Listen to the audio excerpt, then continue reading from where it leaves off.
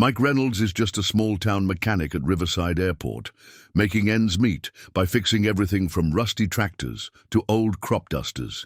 His life changes forever when a luxurious private jet worth $65 million makes an emergency landing. Despite having never worked on such an expensive aircraft, Mike takes on the challenge. Using his years of experience and natural talent, he manages to repair the jet perfectly. 3 days later, a beautiful woman arrives in the same jet, seeking the mechanic who fixed her plane. But she's not just there to say thank you. Could this chance encounter between a humble mechanic and a wealthy jet owner turn into the most unexpected love story of the year? Before we jump back in, tell us where you're tuning in from. And if this story touches you, make sure you're subscribed, because tomorrow I've saved something extra special for you. The worn red toolbox sat in its usual spot by the hangar door, its scratched surface catching the first rays of dawn. Mike Reynolds ran his calloused fingers over the embossed nameplate. James Reynolds, aircraft mechanic, 1975-2010. Every morning for the past 5 years, since inheriting his father's position at Riverside Municipal Airport, Mike had started his day the same way, touching that nameplate for luck. Today was no different, except it was. The morning air carried an unusual crispness, and the sky held that particular shade of perfect blue that pilots call severe clear. Mike hadn't known then that this ordinary Tuesday would change everything. "Morning, boss," Tom Garcia's cheerful voice echoed across the hangar. Tom had been the airport's ground crew chief for longer than Mike had been alive, and he still managed to sound like every day was Christmas morning. "Coffee's fresh?" Mike smiled, grabbing his father's old thermos. And from the toolbox, "You're a lifesaver, Tom. Any interesting flights on the schedule?" "Just the usual. Couple of crop dusters heading out early. That retired dentist with his Cessna doing touch and goes, and Miller's charter service has 3 flights booked." Tom handed Mike a slightly crumpled printout of the day's flight schedule. The hangar smelled of oil, coffee, and possibility, the same way it had when Mike was a kid, watching his father work. He'd learned everything he knew about aircraft maintenance in this very space, starting with the basics of changing oil and working his way up to complete engine overhauls. Mike's workshop occupied the far corner of the hangar, a space that hadn't changed much since his father's time. The walls were lined with meticulously organized tools, each one hanging in its designated spot. Photographs of various aircraft his father had worked on over the years covered any remaining wall space, along with his certification papers and a few faded family photos. "Hey, Mike," Tom called out, his voice carrying a note of concern. "You heard anything about that developer looking to buy up small airports in the region?" Mike shook his head, focusing on organizing his tools for the day ahead. "Nothing concrete, just rumors so far." "Why?" "Overheard something on the radio this morning. Some big corporation's been acquiring private airfields, turning them into those fancy executive airports." Tom's weathered face creased with worry. "You know, the kind with marble floors in the terminal and fancy coffee shops. Riverside's not exactly prime real estate for that sort of thing," Mike replied, though the thought had crossed his mind more than once. The airport's finances weren't great, but they managed to keep the lights on and the runway maintained. Most days, that felt like enough. He was about to say more when the radio crackled to life. The voice that came through was calm, but carried an unmistakable edge of urgency. "Riverside traffic, Gulfstream, November 650 Alpha Charlie, 20 miles west, declaring an emergency. Experiencing electrical system failures. Request immediate landing clearance." Mike and Tom exchanged glances. A Gulfstream at their small airport was unusual enough. A Gulfstream declaring an emergency was unprecedented. Tom was already moving toward the radio. "November 650 Alpha Charlie, Riverside traffic, cleared to land runway 31. Winds calm, altimeter 30.02.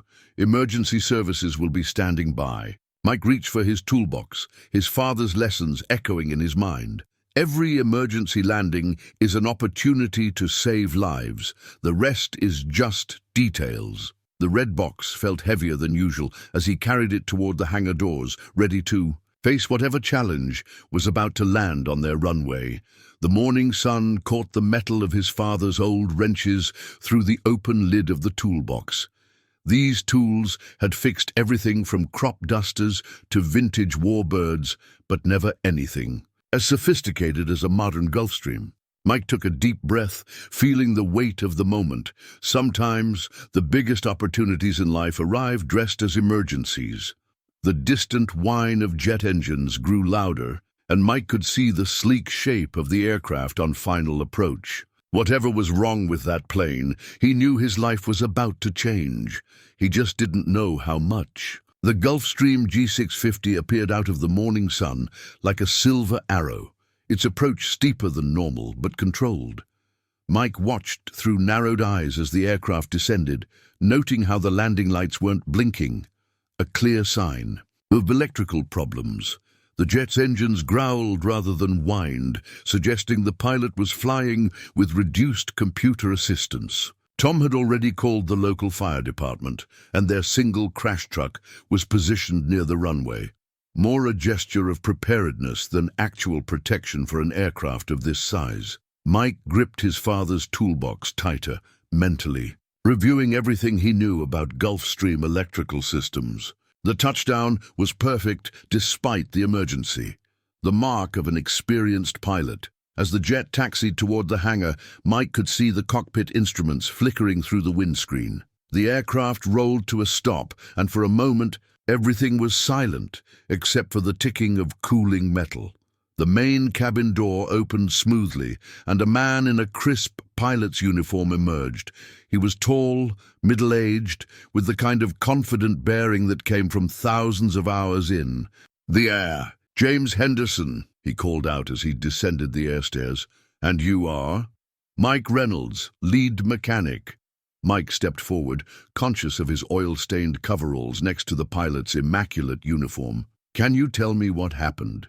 "Up there," Henderson ran a hand through his silver hair. "Started with intermittent warnings about the electrical bus, then cascaded from there. By the end we were losing systems one by one." He reached into his flight bag and pulled out a thick manual bound in blue leather. "Here's the maintenance documentation. Latest revision might help you diagnose the issue."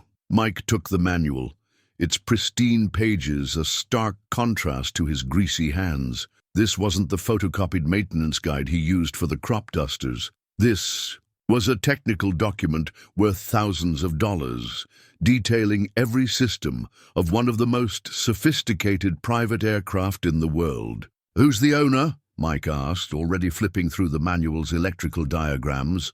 "Ms. Carter prefers discretion," Henderson replied smoothly. "But she's authorized full repairs, whatever it takes. She needs the aircraft operational within 3 days. Mike looked up sharply. 3 days for a full electrical diagnostic and repair on a G650. He gestured at his modest workshop. "This isn't exactly a Gulfstream service center." Henderson's expression remained neutral. "Ms. Carter was quite specific. She's willing to pay premium rates, of course, and she's been informed of your limitations, but your reputation with complex electrical systems preceded you. Apparently, that incident with the vintage P-51 Mustang made quite an impression in certain circles." Mike remembered that repair, a complete rewiring of a World War II fighter aircraft that other mechanics had declared hopeless. It had taken weeks of careful work, but he'd restored it to flying condition. Still, a P-51's electrical system was like a bicycle compared to the spacecraft-level complexity of a G650. He opened the manual to the system's overview, and his breath caught. The diagrams were beautiful in their complexity, a symphony of interconnected systems, each one a puzzle waiting to be solved. Despite his reservations, Mike felt the familiar surge of excitement that came with a real technical challenge. "I'll need to do a full inspection before I can promise anything," he said finally. Henderson nodded, pulling out a business card. That's fair. My number's on there. I'll be staying in town until the repairs are complete. He paused, then added with a slight smile, Miss Carter mentioned that if anyone could fix it in 3 days, it would be the mechanic who once got a lightning-struck crop duster back in the air in less than 24 hours. As Henderson walked away to arrange ground transportation, Mike stood in the shadow of the massive aircraft, the manual heavy in his hands. The morning sun glinted off the Gulf Stream's polished surface, and he could see his reflection, distorted in the curved fuselage. A small-town mechanic dwarfed by a machine that cost more money than he would see in 10 lifetimes. "Well, Dad," he muttered, touching the toolbox at his feet, "looks like we've got our work cut out for us this time." Mike spent the next hour poring over the Gulfstream's manual, his coffee growing cold beside him. The technical complexities made his head spin. 5 independent electrical buses, triple redundant systems, and computer controls that made the space shuttle look primitive. Each page revealed another layer of sophistication he'd need to master. "You've got that look," Tom said, settling into a chair beside Mike's workbench. "The same one your father had when someone told him something." "It couldn't be fixed." Mike glanced up from a particularly complex diagram. "Dad never worked on anything like this, Tom. This isn't just fixing a broken wire or replacing a faulty component. One wrong move and I could fry systems worth millions." "James Reynolds might not have worked on Gulfstreams," Tom agreed, "but he taught you something more important than technical specs. He taught you how to think about problems." The memory hit Mike with unexpected force. A hot summer day 15 years ago, his father kneeling beside a broken-down Cessna, teaching him to diagnose engine problems by sound and touch. "Start with what you know," his father had said, guiding Mike's young hands over the engine. "Every problem tells a story. Your job is to listen to it." Mike pulled out a fresh diagnostic worksheet, the kind he used for complex repairs. His father had designed the format years ago, a methodical approach to breaking down even the most daunting mechanical challenges into manageable pieces. At the top, he wrote, "G650 Electrical System Diagnostic Report." Below that, he began, listing what he knew: intermittent warnings, cascading failures, systems shutting down sequentially rather than simultaneously. The patterns started to emerge as he wrote. Tom watched over his shoulder. "Looks like you're taking it on, then." "If I don't, they'll have to ferry in a mechanic from the closest service center. That's at least a day lost right there." Mike sketched a quick diagram. "Besides, the failure pattern suggests something systematic. See how the problems propagated through the electrical bus? That's not random component failure." He stood up and walked to the Gulfstream, placing his hand on its cool metal skin. The aircraft hulked in the hangar like a sleeping giant, its sophisticated systems waiting to be understood. Mike remembered another of his father's lessons. Every machine, no matter how complex, is built by human hands. That means human hands can fix it. The next few hours were a blur of systematic testing. Mike used his old multimeter alongside. The jet's built-in diagnostic system, cross-referencing readings with the manual's specifications. He crawled through access panels, traced wiring routes, and gradually built a complete picture of the aircraft's electrical nervous system. By late afternoon, his diagnostic report had grown to several pages of detailed notes, diagrams, and test results. The problem was challenging but not impossible, a cascade of events triggered by a failing power distribution unit. The unit itself was fine, but its control software had become corrupted, causing it to mismanage power flow through the aircraft's systems. "Got it," Mike announced, circling a section of his report. "The hardware's good, but the software's corrupted. We'll need to reload the firmware and recalibrate the entire electrical system." Tom whistled. "Can you handle that kind of programming?" Mike thought of the coding classes he'd taken at the community college, preparing for a future where aircraft were more computer than machine. "Yeah, I can handle it. But I'll need to call in some favors to get the right equipment." He reached for his phone, then paused, his hand hovering over the keypad. Taking on this job meant more than just fixing an airplane. It meant putting his reputation and possibly his future on the line. A memory surfaced. His father standing in this same hangar, teaching him to trust his instincts. Sometimes the biggest risks bring the biggest rewards, son. The trick is knowing which risks are worth taking. Mike picked up the phone and dialed Henderson's number. When the pilot answered, Mike's voice was steady. "I've completed the diagnostic. I can fix it, but I'll need some specialized equipment. And complete access to the aircraft's software systems." There was a pause on the other end. "You're certain about the diagnosis?" Mike looked at his detailed report, at the careful documentation of every test and observation. "Yes, I'm certain. 3 days is tight, but I can do it." "Very well," Henderson replied. "I'll inform Ms. Carter. Whatever you need will be provided. I'll have the software access code sent over immediately." After hanging up, Mike sat back and let out a long breath. The diagnostic report sat before him, representing both a puzzle solved and a challenge accepted. He'd just committed himself to fixing an aircraft worth more than his entire life's earnings, armed with nothing but his skills, his father's tools, and a determination that would make James Reynolds proud. The sun had long since set when Mike finally noticed the time. His coffee-stained notebook was filled with dozens of pages of meticulous notes, sketches, and calculations. He'd developed the habit of documenting everything years ago. Another lesson from his father. Memory fades, son, but ink doesn't lie. The hangar was quiet except for the soft hum of his laptop running diagnostics on the Gulfstream systems. Tom had left hours ago, though not before making sure Mike had enough. Coffee and sandwiches to last the night. The old notebook's pages crinkled as Mike reviewed his progress, each entry telling the story of the evening's work. 15 p.m. Initial software diagnostic complete. Primary power distribution unit showing multiple corrupted sectors. Backup systems unaffected but locked out. 30 p.m. Received access codes from Henderson. Beginning system reset sequence. Note: document every step. No room for errors. 45 p.m. First attempt at firmware reload failed. Error code suggests compatibility issue with latest update.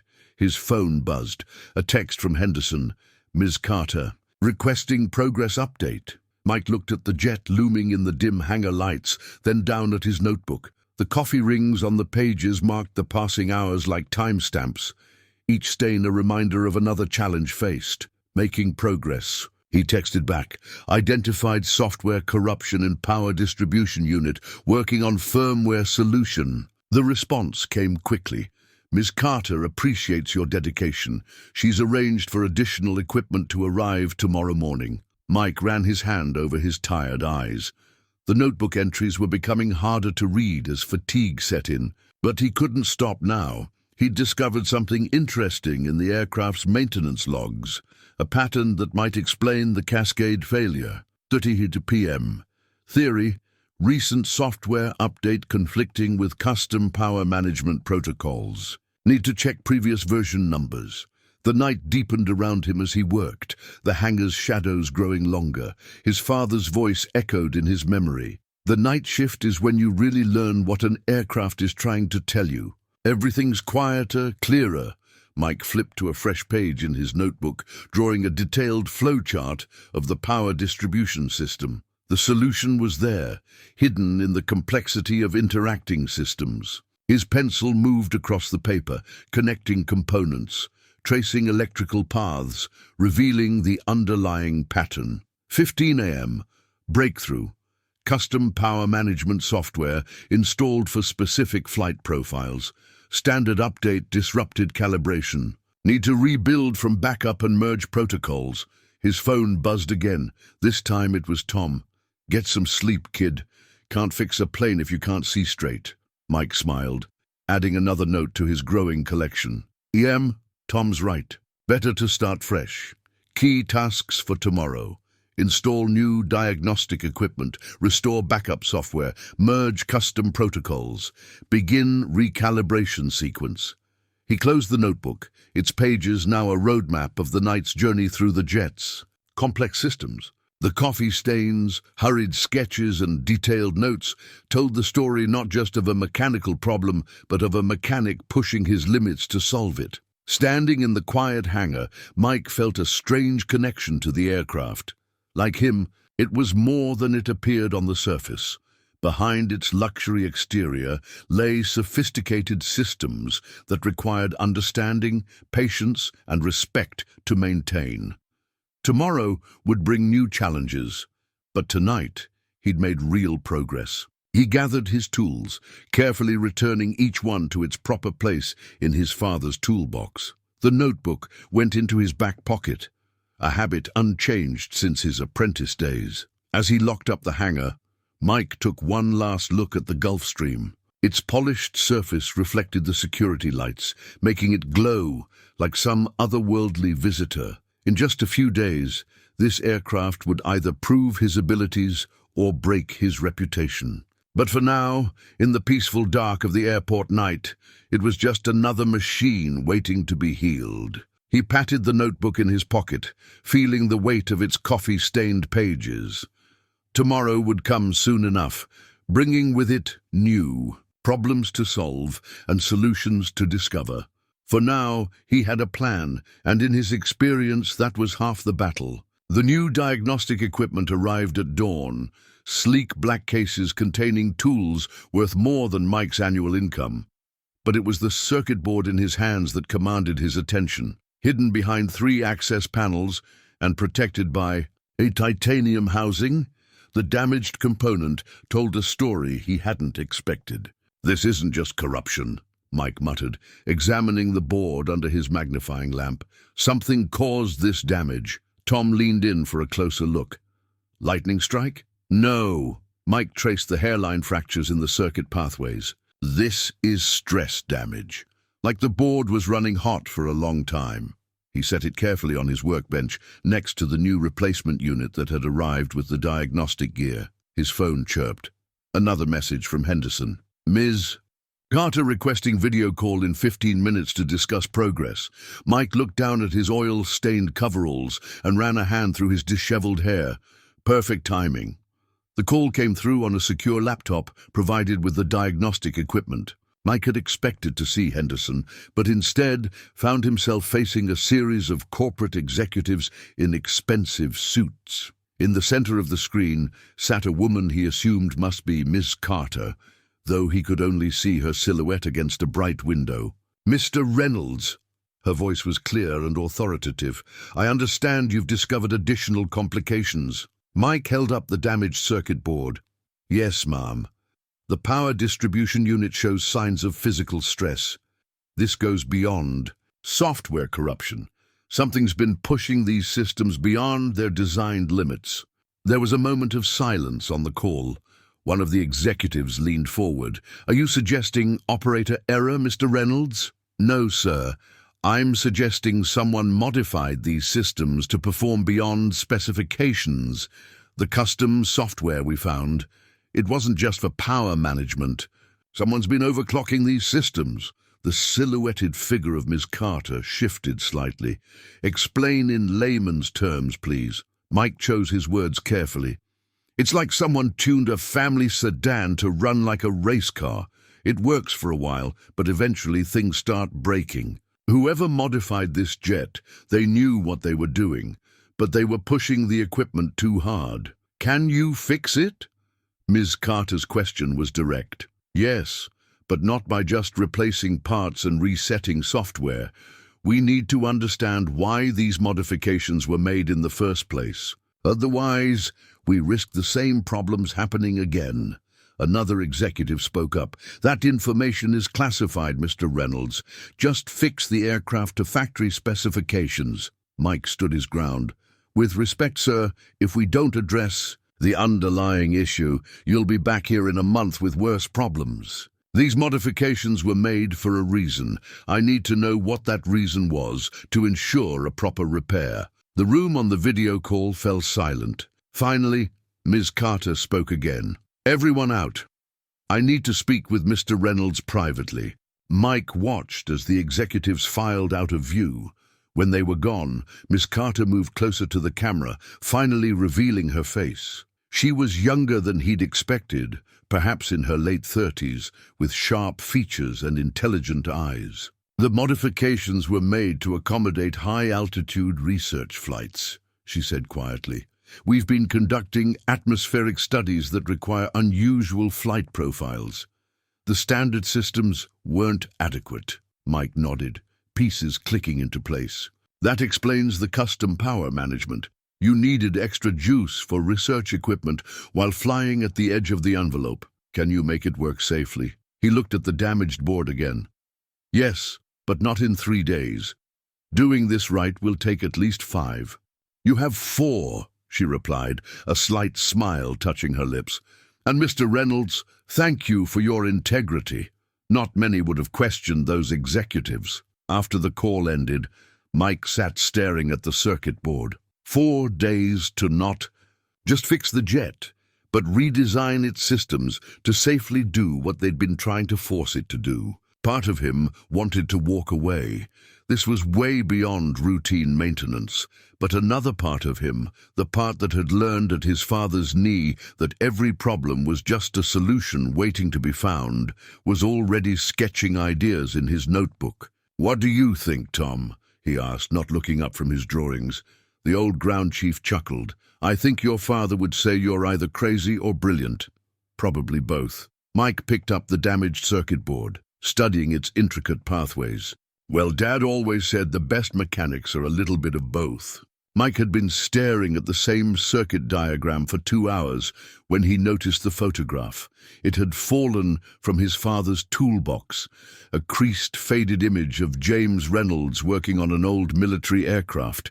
The plane's panels were open, exposing complex wiring that his father was studying with intense concentration. The sight triggered a memory. "Sometimes you have to step back to see the whole picture, son. Get too close and you miss the pattern." Mike pushed away from his workbench and walked to the other end of the hangar, turning to view the Gulf Stream from a distance. The morning sun, streaming through the windows, cast long shadows across the aircraft's sleek form. "What am I missing?"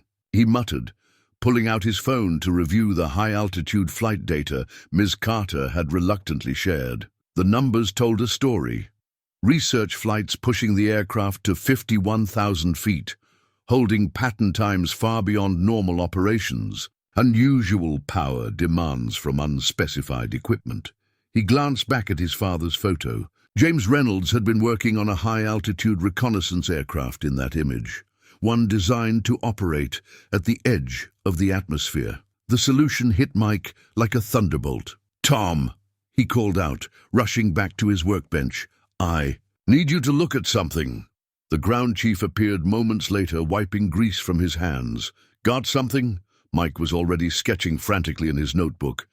"We've been thinking about this backward. We don't need to modify the electrical system to handle more power. We need to redesign how it manages the power it already has." He grabbed the damaged circuit board. "Look at these stress patterns. They're not from too much power flowing through the system. They're from the power being redirected too abruptly." His pencil flew across the paper, drawing a new configuration. "If we create a buffering system, something to smooth out the power transitions," Tom studied the sketch. "Like a surge protector? More like a power reservoir. The aircraft already has excess generating capacity. We just need to store it more efficiently and distribute it more smoothly." Mike held up his father's photograph. "Dad worked on a plane that had the same problem. They solved it by treating the electrical system like a water management system, storing energy in capacitor banks and releasing it gradually." He spent the next hour outlining the modification plan, periodically glancing at his father's photograph for inspiration. The solution wasn't just about fixing what was broken. It was about rethinking how the entire system worked. When Henderson called for the afternoon update, Mike was ready. "I need to speak with Ms. Carter directly." Minutes later, her face appeared on the secure laptop. "Mr. Reynolds, you have news." "I have a solution," he said, holding up his designs. "But it's not conventional. We'll need to modify the power distribution architecture significantly." Her eyes narrowed.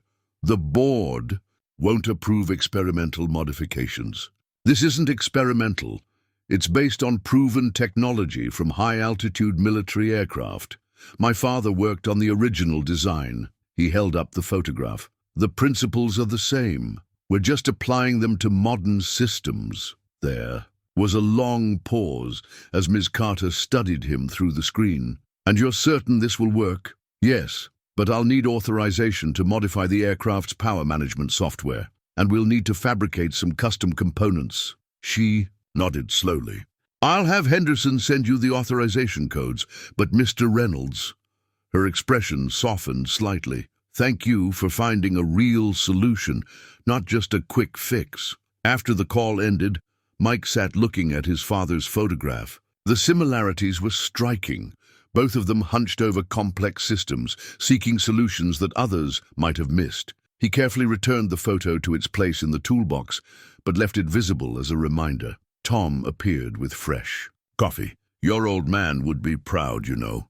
This is exactly the kind of problem-solving he was known for." Mike picked up his tools, ready to begin implementing his solution. He always said the best fixes come from understanding the problem, not just the symptoms. The morning light caught the Gulf Stream's surface, and for the first time since it had landed, Mike felt certain he could deliver what he'd promised. The aircraft's sophisticated systems no longer seemed like an insurmountable challenge, but rather a puzzle waiting to be solved, just like the ones his father had taught him to tackle, one piece at a time. The receipt lay on Mike's workbench, like a lottery ticket in reverse. Numbers so large they seemed unreal. Custom components rushed from specialists across the country, overnight shipping charges that could have paid his rent for months. Specialized. Tools he'd probably never use again. At the bottom, a single line. "Authorized by A. Carter." "You shouldn't keep looking at that," Tom said, setting down another cup of coffee.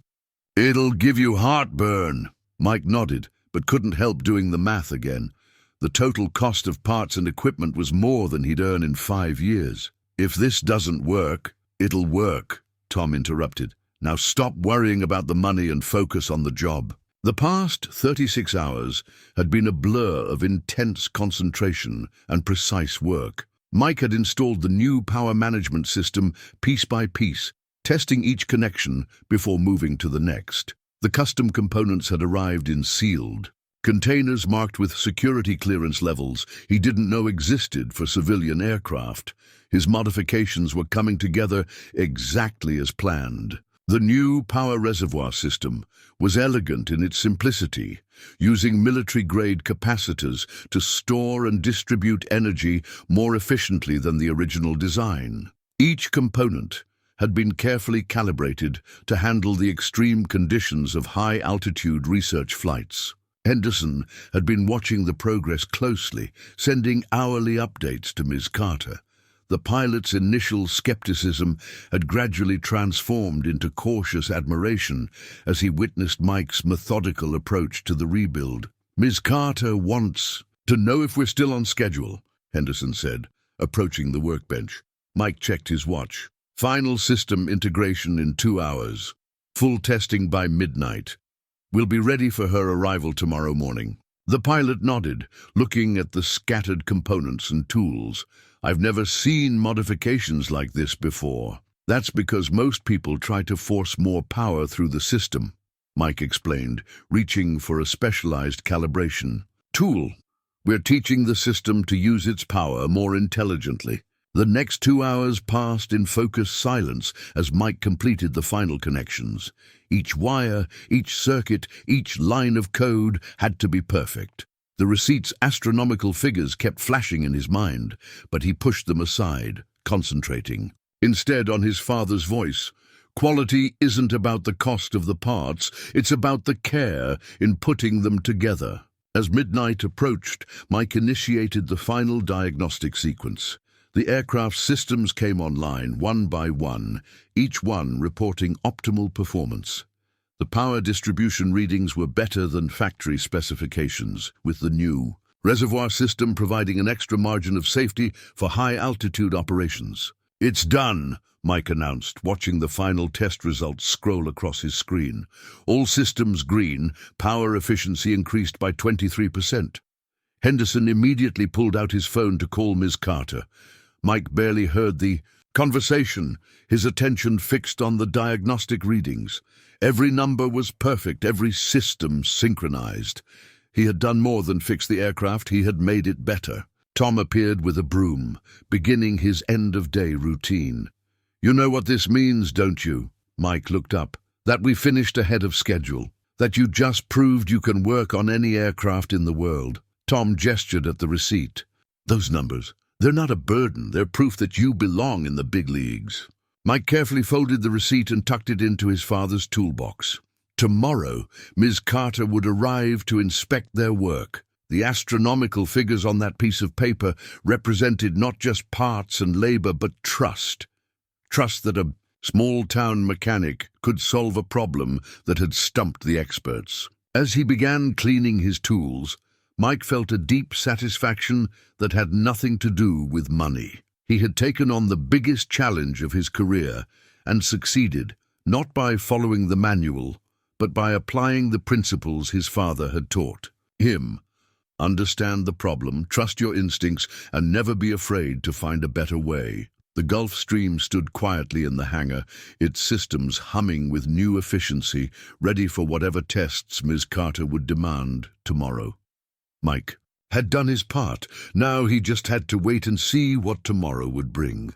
Dawn painted the sky in shades of rose and gold as the sleek black Tesla pulled onto the airport grounds. Mike had been up for hours, triple-checking systems and polishing already immaculate tools. He'd even put on a clean pair of coveralls, though they still bore the faded patch with his father's name. The car stopped outside the hangar, and Alexandra Carter stepped out. She moved with the fluid grace of someone accustomed to command, her charcoal suit perfectly tailored, her dark hair swept into an elegant knot. A silk scarf in deep burgundy provided the only splash of color in her ensemble. Mike straightened as she approached, suddenly conscious of every oil stain and scuff mark in his workspace. Her presence seemed to transform the humble hangar into somewhere more significant. "Mr. Reynolds." Her voice carried the same authority it had over video, but with an added warmth he hadn't expected. "I hope you don't mind an early arrival. I'm eager to see your work." "Of course, Ms. Carter. We're ready for the full demonstration." She smiled slightly. "Alexandra, please. After all, you've rebuilt my favorite aircraft from the inside out." For the next hour, Mike guided her through every modification, every improvement, every careful calibration. She asked surprisingly technical questions, revealing an understanding of aircraft systems that went far beyond that of a typical owner. "The power reservoir system," she said, examining the diagnostic readings. "It's brilliant in its simplicity. Reminds me of solutions we used in spacecraft design." Mike looked up sharply. "Spacecraft? Did Henderson not mention it?" "Before starting my research company, I was an aerospace engineer for NASA." She traced a finger along one of his diagrams. "That's why I knew you were the right person for this job. Your reputation for unconventional solutions preceded you." She unwound her scarf as they worked, draping it over a nearby chair. The silk caught the morning light, its deep color standing out against the industrial surroundings like a rose in a machine shop. "The high-altitude research," Mike ventured. "You're studying atmospheric composition." Alexandra's eyes sparkled with interest. "Among other things, climate change is creating phenomena we don't fully understand. Our modified aircraft allow us to gather data at altitudes normally reserved for military planes." She moved to the cockpit, reviewing the new power management interfaces. Her questions were precise, focused on safety margins and failure scenarios. Mike found himself repeatedly impressed by her technical acumen. "You're not just an owner who flies," he observed. "You're a pilot who owns. Life's too short to let others do all the interesting things." She smiled again, and this time it reached her eyes. "I believe in understanding the tools I use. Speaking of which," she retrieved a tablet from her briefcase and pulled up a series of graphs. "These are the power demand curves from our most challenging flight profiles. I'd like to see how your modifications handle them." For the next 2 hours, they ran simulation after simulation. The new systems performed flawlessly, maintaining stable power levels even under the most extreme conditions. Alexandra's initial professional interest gradually transformed into genuine excitement. "This is remarkable," she said finally, setting down her tablet. "You haven't just fixed the problem. You've given us capabilities we didn't have before." Mike felt a surge of pride, quickly followed by uncertainty. The project was complete. Soon she would fly away in her improved aircraft, and he would return to fixing crop dusters and small private planes. "I should get my team in here to prepare for departure," she said, reaching for her scarf. As she lifted it, a business card fell from its folds. Mike bent to retrieve it, noticing the NASA logo in one corner before handing it back. Their fingers brushed briefly in the exchange, and something electric passed between them. A recognition of shared passion for engineering excellence, for solving the impossible puzzles. "You know," Alexandra said softly, "we're always looking for talented engineers who can think outside the box. People who see solutions, where others see only problems." Before Mike could respond, Tom burst into the hangar. "Mike, you need to see this." He was waving a newspaper, his face flushed with excitement or concern. Mike couldn't tell which. Alexandra's scarf slipped from her grasp, floating to the floor like a splash of burgundy wine. The moment broken, they both turned to Tom, unaware that their lives were about to become far more complicated than either had imagined. Tom thrust the newspaper into Mike's hands. The headline jumped out immediately. "Carter Aerospace announces revolutionary high-altitude research program." Below it was a photo of their airport, taken from above. "They're buying small airports," Tom said breathlessly, "creating a network of research stations across the country, and Riverside is on their list." Mike looked at Alexandra, who had retrieved her scarf, and was watching the scene with careful neutrality. "Is this true?" She nodded slowly. "That was supposed to be announced next week. Someone leaked it early." She reached into her briefcase and pulled out a bottle of champagne. "I was planning to discuss this after the test flights, but since the cat's out of the bag..." The bottle was vintage Dom Perignon, its label bearing the same deep burgundy color as her scarf. She set it on Mike's workbench next to his father's old toolbox. Luxury and legacy side by side. "Riverside Airport isn't just on our list," she said. "It's the centerpiece of the program. Your work on the Gulf Stream proved what I suspected when I first heard about this place, that sometimes the best talent isn't found in fancy corporate hangars." Mike's mind raced.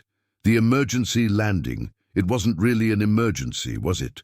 Alexandra smiled. "The electrical problems were real enough. But yes, I chose to land here. I needed to see firsthand how you would handle a complex problem with limited resources." She gestured at the aircraft. "You exceeded every expectation." "So what exactly are you proposing?" Mike asked, still trying to process everything. Alexandra straightened, shifting into what he was beginning to recognize as her business posture. "I'm proposing a partnership. Carter Aerospace will acquire Riverside Airport, but not to shut it down or turn it into some soulless corporate facility. We want to transform it into our primary research and development center." She began to pace, her enthusiasm breaking through her professional demeanor. "Think about it. You've already proven you can modify aircraft for high-altitude research. Imagine what you could do with proper funding and resources. We'll maintain the current operations, the crop dusters, the flight school, all of it. But we'll add a research division, with you as chief engineer." Mike stood frozen, the newspaper still in his hands. Tom had collapsed into a chair, looking shell-shocked. "Me?" Mike managed. "Chief engineer? Who better?"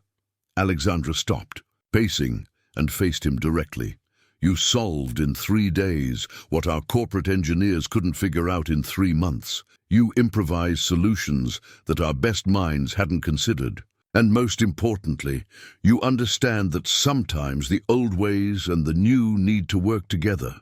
She picked up the champagne bottle. So, Mr. Reynolds, what do you say?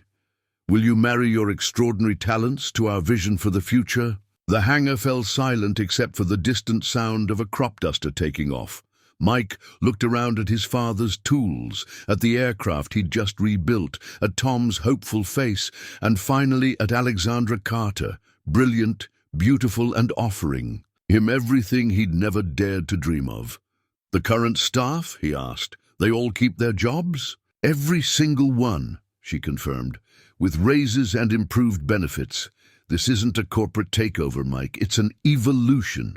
He picked up his father's old toolbox, feeling its familiar weight.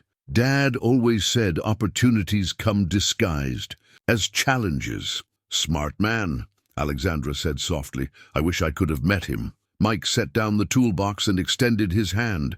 Then yes, yes to all of it. Alexandra's face lit up with genuine joy. She grabbed the champagne bottle and handed it to Tom. Would you do the honors? The pop of the cork echoed through the hangar like a starting gun. Tom found some old coffee mugs, and Alexandra didn't hesitate to pour the expensive champagne into the humble containers. To the future of Riverside research and development, she toasted, raising her mug. To solving the impossible, Mike added, thinking of his father. To both of you, Tom said, his voice thick with emotion. And to whoever leaked that story a week early. They all laughed, and as Mike sipped the finest champagne he'd ever tasted from a coffee mug that had seen better days, he realized that sometimes the best proposals aren't just about business or romance.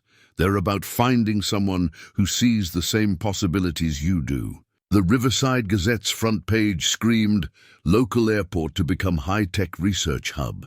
Below the headline, a photographer had caught Mike and Alexandra shaking hands in front of the Gulf Stream, the morning sun creating a halo effect around them. The article painted a romantic picture. Small-town mechanic impresses tech mogul, transforming both their futures. Mike tossed the paper onto his workbench, where it landed next to a stack of others. Every local publication had picked up the story, each one adding their own spin. Some focused on the economic impact, others on the unlikely partnership, and a few tabloids had even suggested a budding romance. You're going to have to talk to them eventually, Tom said, gesturing at the small crowd of reporters gathered. Outside the hangar, they'd been there since dawn, hoping to get more details about the Carter Aerospace acquisition. I fix planes, Mike muttered. I don't give interviews. His phone buzzed. Another message from Alexandra. She'd flown out last night to handle the corporate side of the announcement, leaving him to deal with the local fallout. Her text was characteristically direct. Press conference tomorrow, wear something nice, and stop hiding in the hangar. The past 24 hours had been a blur. After the champagne toast, reality had crashed in like a thunderstorm. Lawyers had appeared with contracts. Corporate representatives had toured the facility. Someone from HR had started talking about benefit packages and stock options. Mike picked up one of the newspapers, reading the quote they'd attributed to him. This partnership represents the perfect blend of traditional aviation expertise and cutting-edge aerospace research. He couldn't remember saying anything of the sort. Your father would have loved this, Tom said, settling into his usual chair. He always said you were meant for bigger things than crop dusters. But what if I mess it up? Mike finally voiced the fear that had been growing since yesterday. Running a research division, managing teams, dealing with corporate politics. That's not what I do. No, came a familiar voice from the hangar door. What you do is solve impossible problems. Alexandra stood there, looking somehow even more elegant than yesterday in a navy business suit. She strode in, dropping a thick folder on Mike's workbench. I thought you were in New York, Mike said, surprised. I was, but I realized something during the board meeting. She spread out several documents from the folder. You're not the only one stepping into unfamiliar territory. The papers were covered in her handwritten notes, questions about airport operations, maintenance schedules, local aviation needs. She'd done her homework, just as meticulously as he'd studied the Gulf Stream systems. I know how to run a tech company, she continued. I know aerospace engineering and corporate strategy. But this, she gestured around the hangar, this is a community. These people trust you, not some corporate mission statement. Mike picked up the newspaper again, really looking at the photo this time. They did make an odd pair, him in his work coveralls, her in designer businesswear. But there was something right about the image too, like two pieces of different puzzles that somehow fit together. So what's the plan? He asked. First we do this press conference. Together. She straightened his father's name patch on his coveralls. Just like fixing the plane, we each bring what we know to the table. And then we build something extraordinary. She smiled. After all, isn't that what engineers do? Outside, a crop duster roared down the runway, its familiar sound a reminder of everything that would stay the same, even as everything changed. Mike looked at the scattered newspapers, each one telling a version of his story. None of them had quite gotten it right, but maybe that was okay. The real story wasn't in the headlines. It was in the details, in the careful balance of old and new, in the unexpected connections that changed lives. All right, he said, picking up his father's toolbox. Let's go talk to some reporters. But I'm wearing my coveralls. Alexandra's laugh echoed through the hangar. I wouldn't have it any other way. The invitation lay on Mike's kitchen table, like an artifact from another world. Cream-colored cardstock with raised silver lettering announced Carter Aerospace Annual Innovation Gala. Below that, in Alexandra's distinctive handwriting, You're my guest of honor. No coveralls allowed. Mike adjusted his tie for the 100th time, wondering if the rental suit would pass muster at what the invitation described as the premier event in aerospace innovation. He'd insisted on paying for the suit himself, despite Alexandra's offer to have her personal shopper handle everything. His phone chimed with a text from her. Car arriving in 10. Don't be nervous. They're more afraid of you than you are of them. Somehow I doubt that, he muttered, but smiled at her attempt to lighten the mood. The car turned out to be a Rolls-Royce, its driver wearing a uniform nicer than Mike's rented suit. As they pulled away from his modest apartment, Mike thought about how much his life had changed in just a week. The press conference had gone viral, with tech blogs dubbing him the blue-collar genius and business magazines praising Alexandra's innovative approach to talent acquisition. They arrived at the Metropolitan Science Center, its modern glass, architecture glowing against the night sky. Alexandra waited at the entrance, wearing a gown that made Mike think of starlight. You clean up nice, Mr. Reynolds, she said, adjusting his tie with practiced hands. Ready to meet the tech world's finest? Do I have a choice? Always. Her eyes met his. But I need my chief engineer there when I announce our new atmospheric research initiative. Inside, the gala was a blur of expensive perfumes clicking, cameras and conversations about venture capital and market disruption. Mike felt like an anthropologist studying an exotic tribe, trying to decode their customs and language. Mitchell! Come meet Mike Reynolds, Alexandra called to a distinguished-looking man. Mike, this is Mitchell Chen, our head of R&D. Chen gave Mike an appraising look. Ah, the mechanic who revolutionized our power management systems. Tell me, what made you think of using military-grade capacitors in that configuration? For the first time that evening, Mike felt on solid ground. He launched into a technical explanation, drawing diagrams on a cocktail napkin. Soon, a small crowd of engineers had gathered, asking questions and debating specifications. He's a natural. Mike overheard someone say to Alexandra, "Where did you really find him?" "Exactly where I said," she replied proudly. Sometimes the best innovations come from people who solve real problems, not just theoretical ones. The evening progressed, and Mike found himself gradually relaxing. These people might wear expensive clothes and talk about billion-dollar projects. But at their core, many of them were just engineers who loved solving problems. During dinner, Alexandra clinked her glass for attention. Tonight, we're not just celebrating innovation, we're redefining it.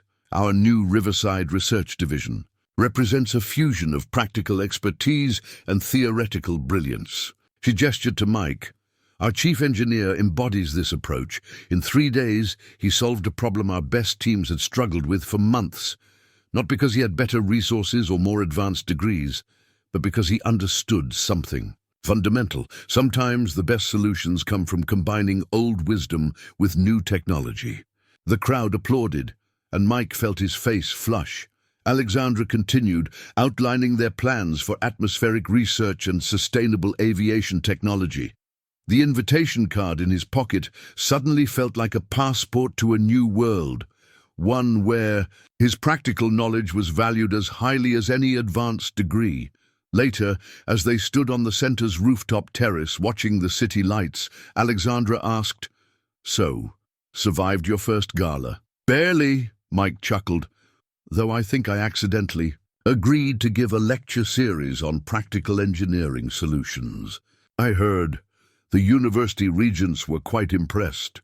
She turned to face him. "You know, you belong in this world more than you think. You just bring a different perspective to it." Mike pulled out the invitation card, its silver lettering, catching the light. "My dad used to say that every tool has its purpose. Maybe that's true of people too. We all have our role to play." "Speaking of roles," Alexandra said, her expression turning serious, "the board wants to fast-track the Riverside expansion. We need to talk about the next phase." Below them, the city hummed with energy and possibility. Mike thought about his father's toolbox, now sitting in what would soon become one of the most advanced aerospace research facilities in the country. Two worlds, colliding and combining in ways he never could have imagined. "I'm ready," he said, and was surprised to realize he meant it. The business document had fallen from a visitor's briefcase during the morning's construction planning meeting. Its header read, "Project Phoenix, Strategic Acquisition of Rural Airfields," and it was marked with a date 3 months before the Gulfstream's emergency landing at Riverside. Mike sat in his office, still strange to think he had an office now, staring at the pages. The document detailed plans for acquiring small airports across the country, but Riverside was highlighted differently. A note in the margin read, "Priority acquisition, unique atmospheric conditions.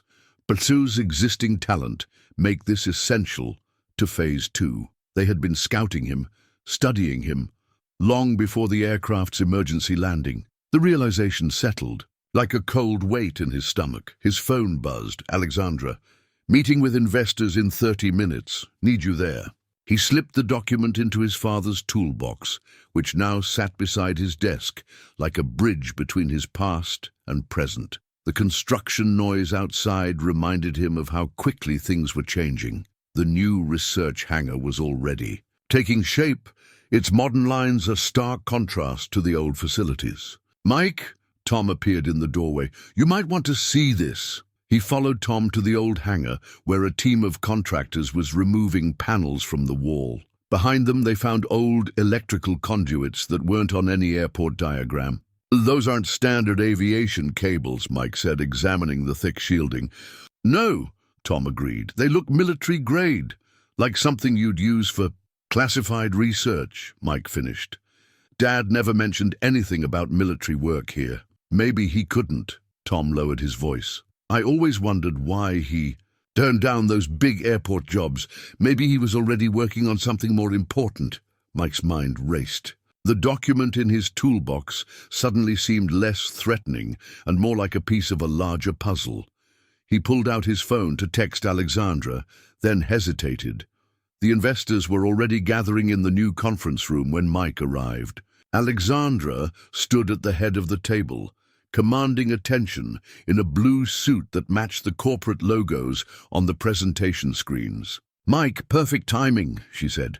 "We were just discussing the historical data that made Riverside so attractive for atmospheric research." He studied her face, looking for signs of deception, but saw only the genuine enthusiasm he'd come to know over the past weeks. "Actually," he said carefully, "I have some questions about Project Phoenix." The room fell silent. Alexandra's expression flickered briefly before she recovered. "Perhaps we should discuss that privately after the meeting." "No," came a voice from the doorway. "I think we should discuss it now."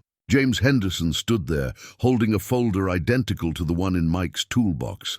"It's time everyone understood what makes Riverside so special." Alexandra sighed, but nodded. "You're right. Mike deserves to know the whole story." She turned to the investors. "Ladies and gentlemen, if you'll excuse us, this may take a while." After they filed out, Alexandra closed the door and turned to Mike. "Your father wasn't just an excellent mechanic. He was part of a classified research program studying unusual atmospheric phenomena. Riverside's unique geographic location made it perfect for high-altitude experiments. The military cables in the walls," Mike said. "Their monitoring equipment? Some of the most sophisticated ever designed," Henderson confirmed. "Your father maintained them for years, keeping them operational while hiding them in plain sight. So the emergency landing, the job offer, all of it was genuine," Alexandra interrupted. "But yes, we knew about you, about your skills. We needed someone who could not only handle the technical challenges, but who also had a connection to the original program. Someone who might have inherited their father's talent for keeping important secrets." Mike thought about his father's quiet dedication, his insistence on doing things the right way, his subtle lessons about responsibility and trust. "There's more," Alexandra said softly. "What we're studying isn't just about climate change. We're detecting phenomena that could revolutionize aviation, but we need help understanding them. We need someone who knows both the old systems and the new technology." "Someone like me," Mike said, finally understanding. "That's why you chose a mechanic instead of an engineer." "That's why we chose you," Henderson corrected.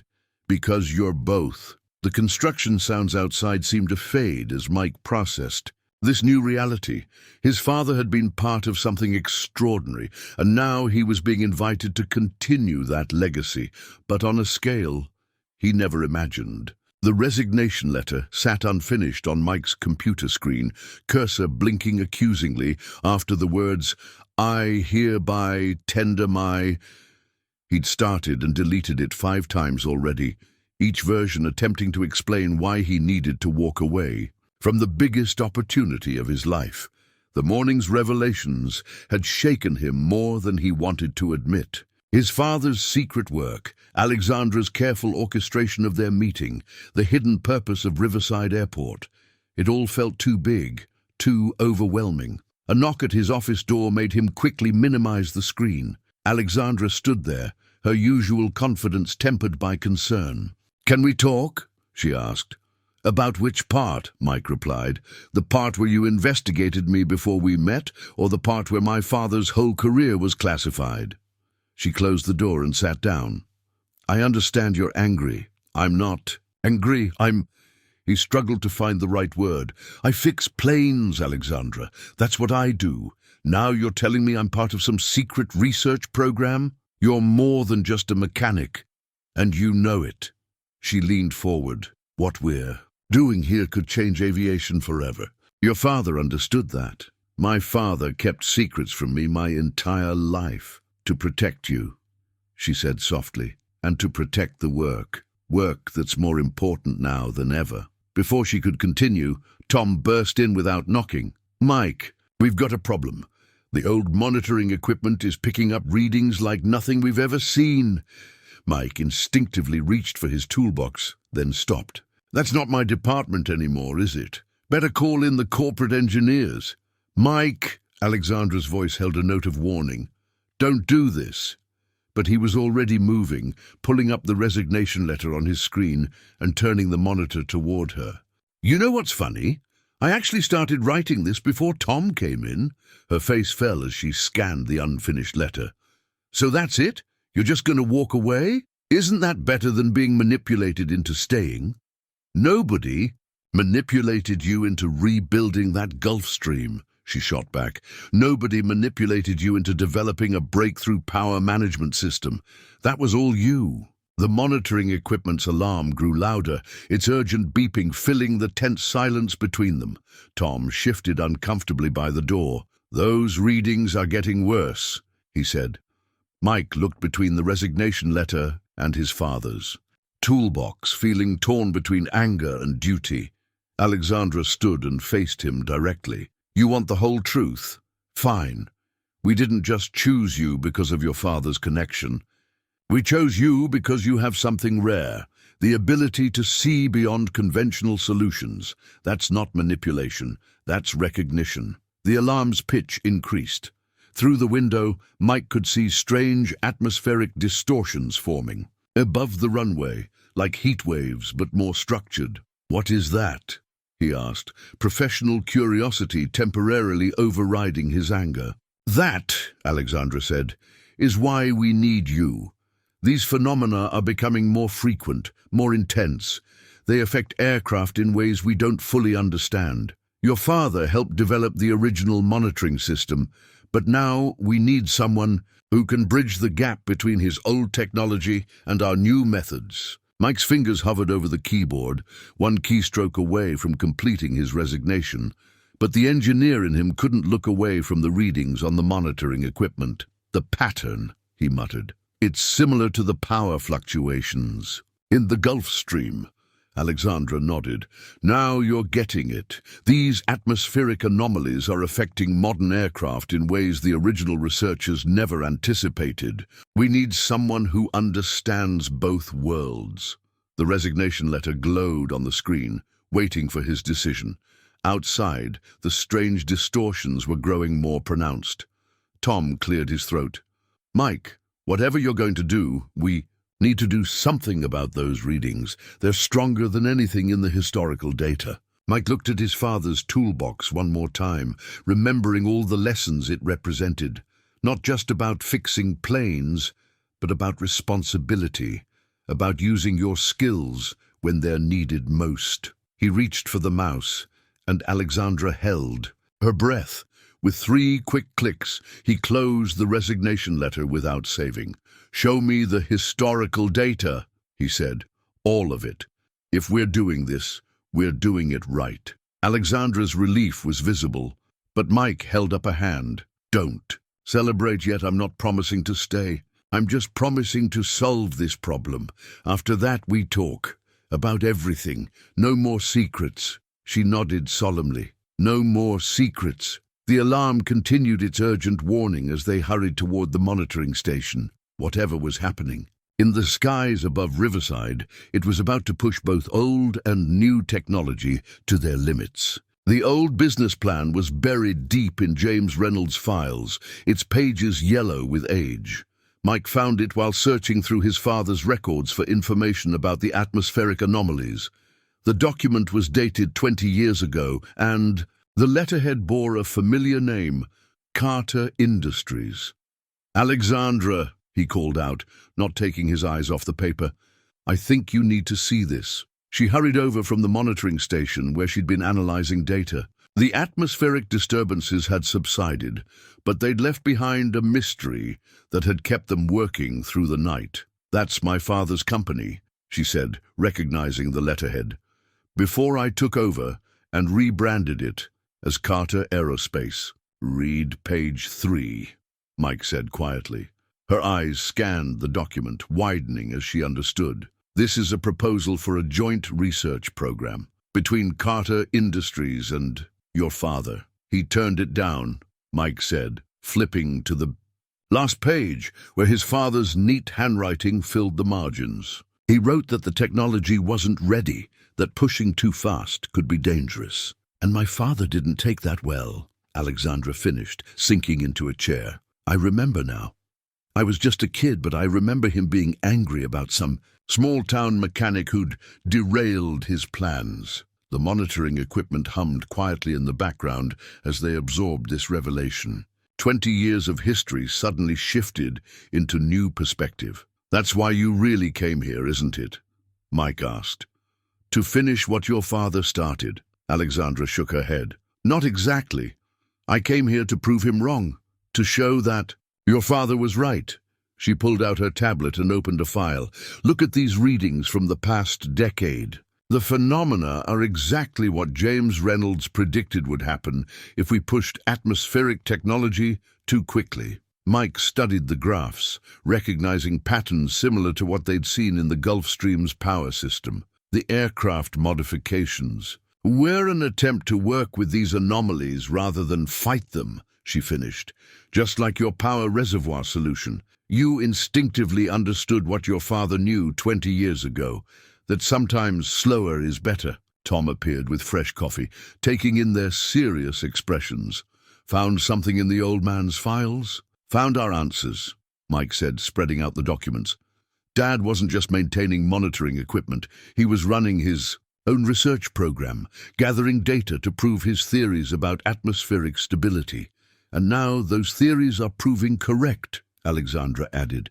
These anomalies aren't just random phenomena, they're the atmosphere responding to decades of technological pressure. Every supersonic flight, every high-altitude test, every piece of space junk we've left up there, it's all contributing to a pattern your father predicted. Mike picked up his father's old business plan, its pages containing not just proposals, but warnings, carefully reasoned arguments for a more measured approach to atmospheric research. So, where does that leave us? He asked. Alexandra stood and walked to the window, watching the dawn paint the sky in colors that seem somehow more significant now.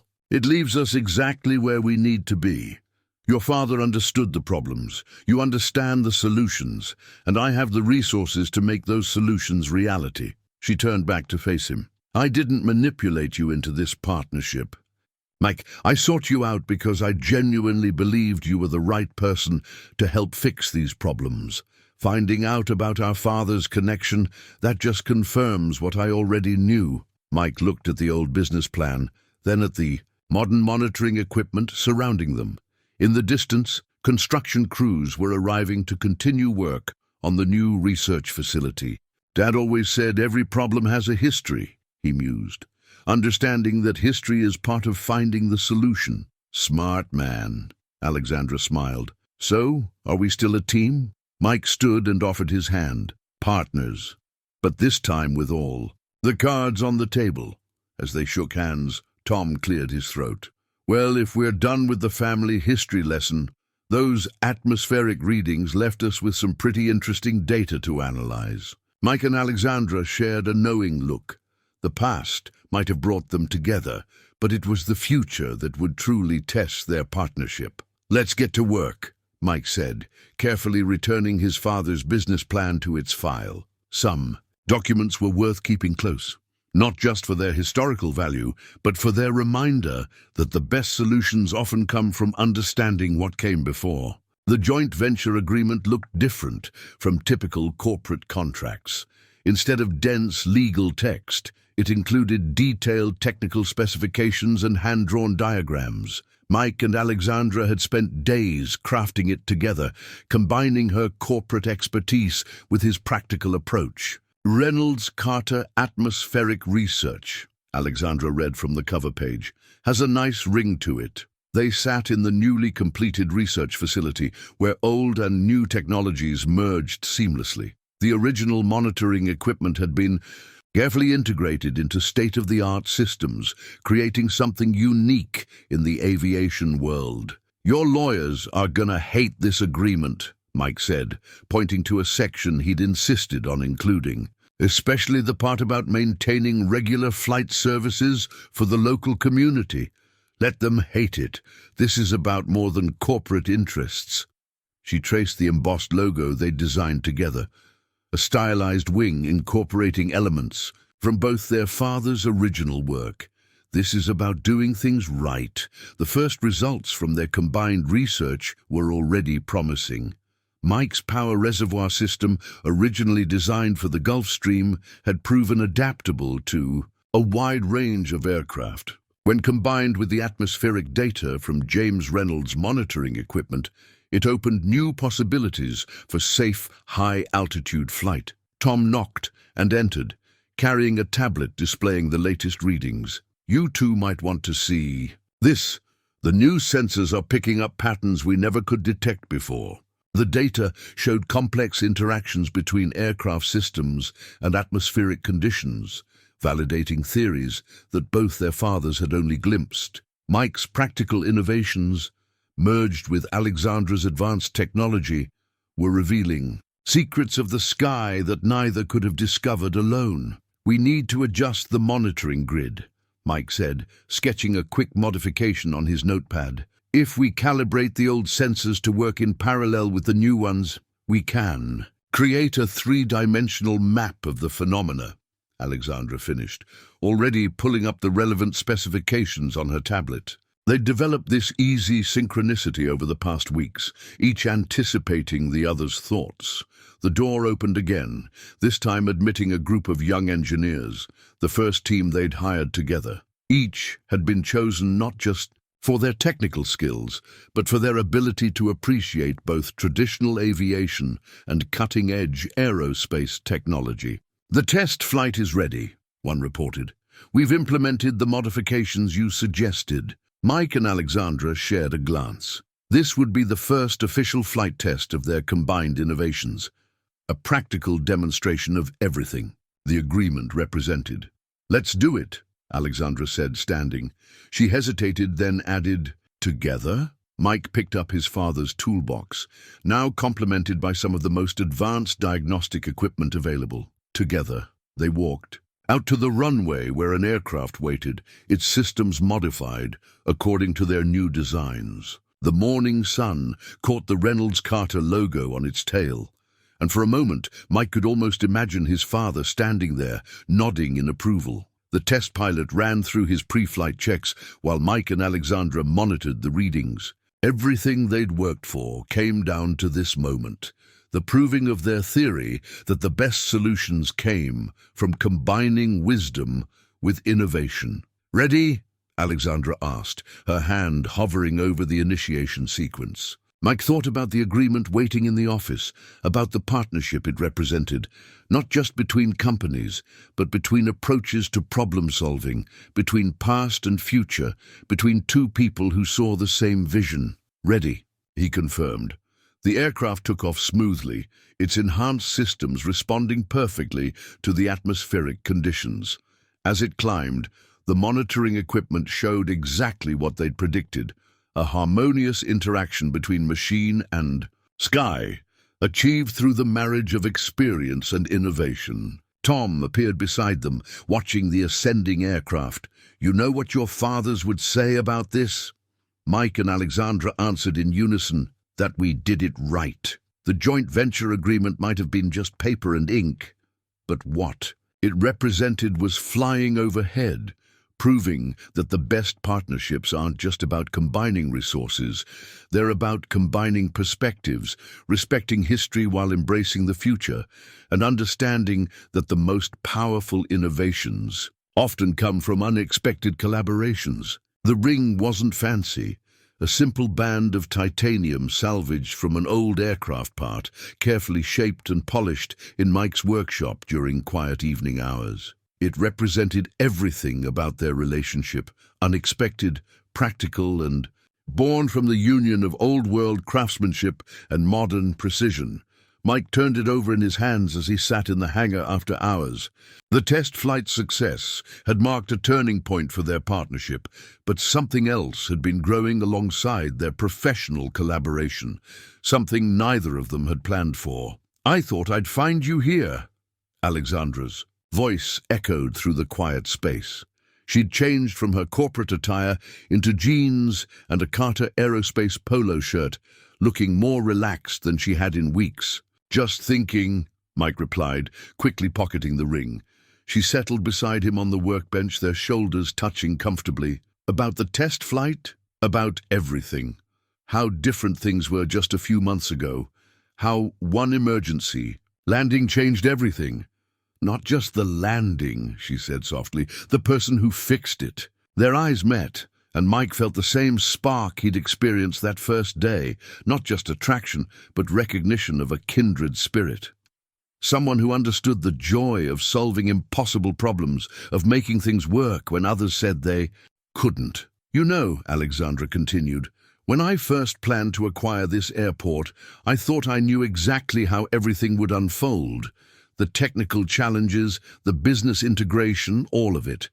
But then reality had other plans, she laughed. Then I met someone who made me realize that the best plans are the ones that leave room for surprise. Mike fingered the ring in his pocket. He'd been carrying it for days, waiting for the right moment. Speaking of surprises. But Alexandra held up a hand. Wait, there's something I need to say first. She stood and walked to the Gulf Stream, now modified with their new systems. When I first landed here, I thought I was just following in my father's footsteps, trying to complete what he started. But I found something better, a true partnership in every sense. She turned back to face him, and Mike was struck by how her usual corporate confidence had been replaced by something more genuine, more vulnerable. "Mike Reynolds," she said, reaching into her own pocket. "Will you—" They both stopped, staring at each other in amazement. Because there, in Alexandra's hand, was a ring, different from the one in Mike's pocket, but equally meaningful. It was made from a piece of the original monitoring equipment, fashioned into a band that combined industrial utility with elegant design. For a moment, neither spoke. Then they both burst out laughing, the sound echoing through the hangar like a release of long-held tension. "Great minds think alike," Mike suggested, pulling out his ring. "Or fools seldom differ," Alexandra replied with a grin. Then her expression softened. "Although in this case, I prefer to think it's because we both understand something important." "What's that?" "That the best connections aren't about one person choosing another. They're about two people choosing to build something together." Mike stood and walked to join her by the aircraft that had brought them together. "Is that your way of saying yes?" "Only if that's your way of saying yes too." They exchanged rings there in the hangar, surrounded by the tools and technology that represented their shared passion. The simple bands fit perfectly, his ring on her finger, her ring on his, each one carrying the marks of their respective worlds while creating something new together. "You know what this means?" Alexandra asked, admiring how the titanium caught the evening light. "That Tom wins the office betting pool?" She laughed and leaned against him. "That we get to keep building our future together, exactly the way we started, by combining the best of both worlds." Above them, the monitoring equipment quietly tracked the atmospheric phenomena they'd learned to understand. Outside, the sun set on Riverside Airport, where crop dusters shared runway space with advanced research aircraft. And in the hangar where it all began, two people who had started as unlikely business partners discovered that the best proposals aren't always the ones you plan. They're the ones that grow naturally from shared vision, mutual respect, and the courage to let something extraordinary develop. The framed photograph hung in the center of the new Riverside Research Center's main lobby. It showed Mike and Alexandra standing in front of their modified Gulfstream 1 year ago, but it was the smaller photo beside it that always caught visitors. Attention! A faded image of James Reynolds working on an aircraft, the same one that had inspired Mike's breakthrough. "Quite a year," Tom said, joining Mike as he adjusted the frame's alignment. "Your dad would have loved seeing this place now." The facility had evolved exactly as they'd promised. A unique blend of cutting-edge research and traditional aviation. Crop dusters still took off alongside experimental aircraft, and local pilots chatted with aerospace engineers in the coffee shop that had replaced the old break room. "Speaking of seeing things," Tom continued with a knowing smile, "you might want to check the approaching aircraft radar." Mike glanced at the display and grinned. The Gulfstream, their Gulfstream, was on final approach. Alexandra returning from a successful presentation to the National Aviation Research Board. He headed out to the runway, his father's toolbox, still accompanying him on every job. Some habits didn't need changing, even if the tools inside now included cutting-edge diagnostic equipment alongside the old wrenches. The aircraft touched down perfectly, its modified systems handling the landing with characteristic smoothness. Alexandra emerged looking triumphant, her wedding ring catching the sunlight as she waved. "They approved everything," she announced as she reached him. "Full funding for the next phase of atmospheric research, and they want us to establish 3 more facilities like Riverside. Let me guess, you already have the airports picked out?" "Small fields with good bones and better people," she confirmed. "Just like this one." They walked together toward the research center, passing the wall of photographs that documented Riverside's transformation. The latest edition showed their first successful test flight, the aircraft's contrail drawing a perfect arc through the atmospheric phenomena they'd learned to predict and work with. "Emergency landing on runway 3, the radio crackled suddenly. "Corporate jet reporting electrical issues." Mike and Alexandra shared a knowing look. "Just like old times," she suggested. "Better page the chief engineer," he replied with a smile. But before they could respond, their team was already moving. Young engineers grabbed diagnostic equipment while veteran mechanics reached for traditional tools. In the new Riverside, there was no division between old and new approaches, only problems to solve and solutions to find. The incoming aircraft landed safely, taxiing to a stop in front of their hangar. Its pilot stepped out, looking worried, until he saw who was waiting to help. "Reynolds Carter Atmospheric Research," he read from the building sign. "Wait, are you the mechanic from that viral story? The one who fixed the Gulf Stream?" "That's ancient history," Mike said, already examining the jet's electrical system. "But you're in the right place. We specialize in solving impossible problems." Alexandra joined him in the inspection, her corporate authority balanced perfectly with hands-on expertise she'd developed over the past year. Together, they represented everything Riverside had become, a place where experience met innovation, where tradition and progress worked in harmony. As they diagnosed the problem, Mike caught sight of their reflection in the aircraft's polished surface. 1 year ago, they had been strangers from different worlds. Now, they moved in sync, finishing each other's sentences and anticipating each other's needs, their matching rings, subtle reminders of how much had changed. The repair was straightforward, a simple problem that they could now solve in their sleep, but they gave it the same attention they'd give to any job, because that's what James Reynolds had taught and what Riverside still stood for. Later, as the sun set behind the research center, Mike and Alexandra stood in front of the framed photographs. The image of their first meeting captured a moment of possibility.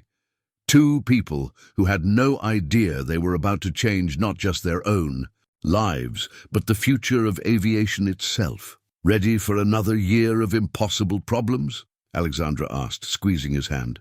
Mike thought about everything that had brought them to this moment: an emergency landing, a father's legacy, a titanium ring, and the courage to trust in unexpected possibilities. "With you, always." Above them, the atmospheric monitoring equipment tracked patterns in the darkening sky, while on the runway, aircraft of all types came and went. Riverside had become exactly what they'd dreamed of, a place where past and future met, where innovation respected tradition, and where love could bloom in the most unexpected circumstances.